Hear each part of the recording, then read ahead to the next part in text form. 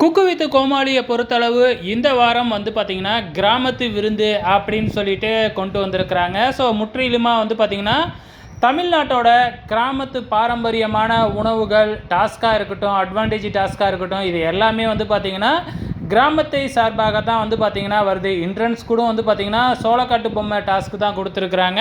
So கண்டிப்பாக ஃபன்னாக தான் இருக்க போகுது. கோமாளிகளும் வந்து பார்த்திங்கன்னா அவங்களோட கெட்டப்பை பார்க்கும் பொழுது வந்து பார்த்திங்கன்னா கிராமத்து ஆக்டர்ஸ் அந்த கெட்டப்பில் தான் இருக்கிறாங்க. ஸோ அதே மாதிரி வந்து பார்த்திங்கன்னா இந்த வாரம் வந்து ஒரு எலிமினேஷன் இருக்க வேண்டியது. ஆனால் எனக்கு தெரிஞ்சு இந்த வாரம் வந்து எலிமினேஷன் இருக்கிறதுக்கு வாய்ப்புகள் இல்லை. அப்படி தான் போகுதுன்னு நினைக்கிறேன். அதே டைமில் வந்து ஸோ அட்வான்டேஜ் டாஸ்க்கை யார் வின் பண்ண போகிறாங்க, அவங்களுக்கு என்ன மாதிரியான அட்வான்டேஜ் கிடைக்க போகுது அப்படிங்கிறது புரியல.